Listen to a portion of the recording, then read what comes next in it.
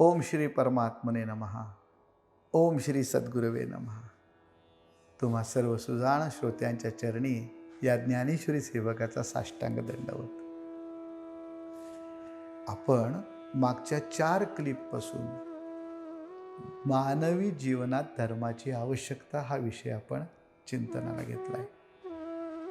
पहिल्या क्लिपमध्ये धर्म आणि मानवी जीवन, दुसऱ्या क्लिपमध्ये आपण संप्रदाय म्हणजे काय, तिसऱ्या क्लिपमध्ये कर्तव्याची परिभाषा काय आहे, आणि चौथ्या क्लिपमध्ये मागच्या आपण कर्तव्य करण्यासाठी 4 वर्ण काय आणि 4 आश्रम काय याचं चिंतन आपण करतोय. तुमच्या एक लक्षात आलं असेल मागच्या क्लिपमध्ये वर्ण म्हणजे जात नाही, वर्ण म्हणजे गुण आहेत आणि भगवंतांनी निर्माण केलेत. हे उपजत असतात. ब्राह्मण्य उपजत असतं, क्षात्रतेज उपजत असतं, वैश्य वृत्ती उपजत असते आणि सेवाभावी शूद्र वृत्ती सुद्धा उपजत असते. आणि या 4ही वर्णांचा 4ही प्रकाराने काम करणाऱ्या माणसांचा समाजाच्या धारणेसाठी तितकाच उपयोग आहे बरं का. समाज धारणेसाठी जेवढा ब्राह्मण ज्ञान देणारा गरजेचा आहे तेवढा सेवा करणारा तितकाच गरजेचा आहे. आणि त्या दोघांचं महत्त्व काही कमी जास्त नाही बरं का, दोघंही समान आहेत. मग आता पुढचा विचार असा आहे की हे झालं उपजत.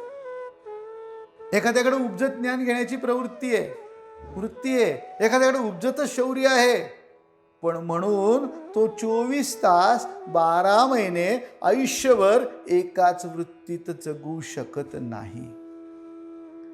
कर्तव्याप्रमाणे, समोर असलेल्या कामाच्या रचनेप्रमाणे, नात्यांप्रमाणे आपल्याला आतले वर्ण बदलावे लागतात, म्हणजे गुण बदलावे लागतात. स्थायी गुण एक आहे, स्थायी स्वभाव मूळ असेलही ब्राह्मण्याचा, मूळ असेलही क्षत्रियत्वाचा गुण, पण बदलायला हवा.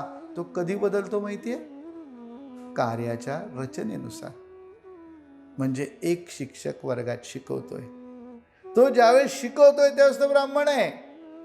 वर्गातली मुलं कुठल्याही नावाची आडनावाची असू देत, ती विद्यार्थी आहेत, अभ्यासासाठी आलेत, ज्ञानासाठी आलेत, म्हणजे ब्राह्मण आहेत. ब्राह्मण वर्णाचे गुण या दोघांच्या ठिकाणी असले पाहिजेत, त्याशिवाय ज्ञान धारणा होणार नाही हो.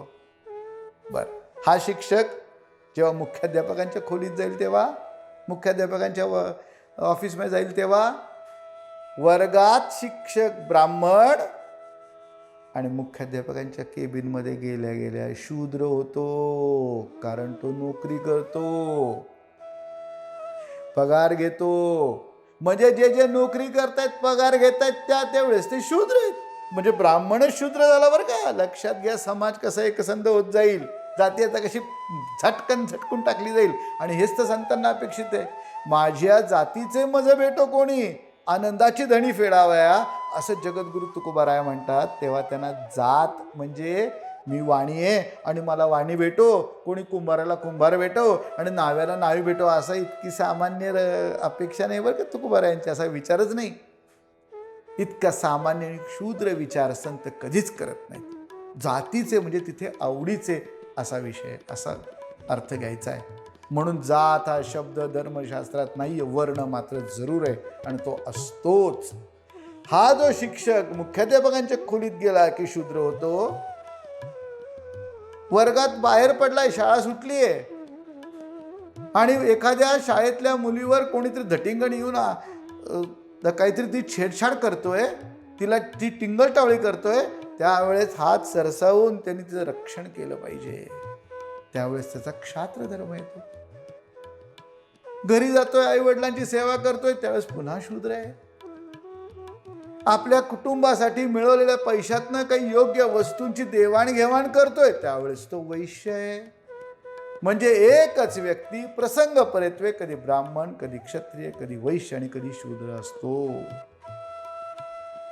हे कळलं तरच कर्तव्य चोख होईल, तरच धर्म पालन होईल आणि जातीयता समूळ नष्ट होईल. अहो, संजय गोडबोलेच ब्राह्मण आहे आणि काही वेळेस तोच शूद्र आहे.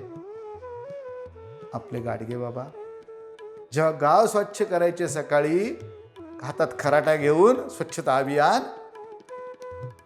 त्यावेळेस ते शूद्र आहेत. आणि जेव्हा संध्याकाळी यावत मानव जातीच्या मनावरची आणि बुद्धीवरची मळकटण जळकटी सगळी जाळी जळमटी दूर करायचे, गोपाला गोपाला देवकी नंदन गोपाला म्हणत हरिकीर्तन करायचे, तत्वज्ञान द्यायचे, त्याच वेळेस ते ब्राह्मण नाहीत का?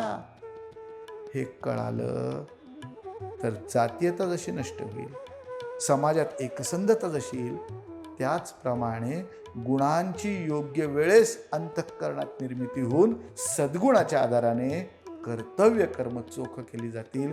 अशी कर्तव्य कर्म चोख करण्यासाठी म्हणजेच धर्म पालनासाठी वर्णाची नितांत आवश्यकता आहेच.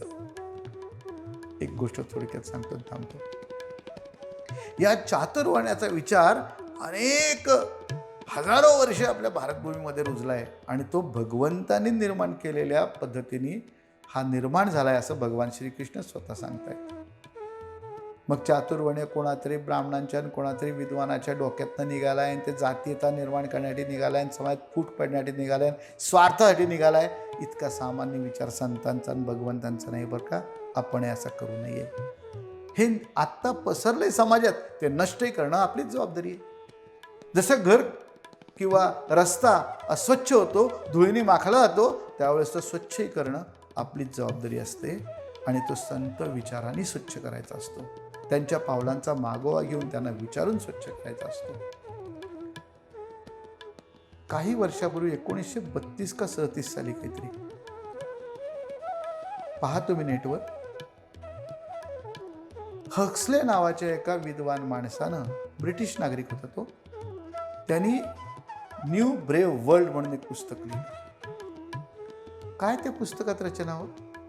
त्यांनी असा शोध लावला की एक गाव स्वयंपूर्ण होण्यासाठी या 4च गुणाच्या लोकांची गरज असते.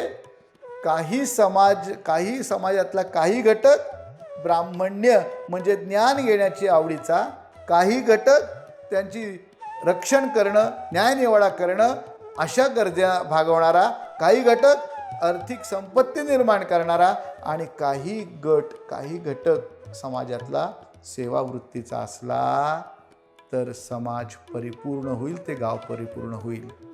आणि या 4 गुणांपेक्षा 5वा गुण त्यालाही सापडला नव्हता. तुम्ही ते पुस्तक वाचा. आणि जेव्हा त्यांनी पुस्तक लिहिलं तेव्हा त्याला असं वाटलं, अरे आपण हे काय विलक्षण हे लावला शोध. पण नंतर त्यांनी कबूल केलं की हा जो गुणांचा विचार करून 4 वेगवेगळ्या गुणांनी काम करणारी माणसं जर समाजात असतील तर समाज परिपूर्ण अवस्थेला जातो, दिव्य विचारांनी प्रगल्भ होतो. तो विचार चातुर्वर्ण्य नावाने ब्राह्मण क्षत्रिय वैश्य शूद्र या प्रकाराने भारतभूमीत हजारो वर्षापासून नांदतोय. हे त्यांनी कबूल केलं होतं. त्याचं पुस्तक वाचा. म्हणजे नव्या पद्धतीने सुधारणा करणाऱ्यांना सुद्धा याची कशी गरज आहे ते कळेल.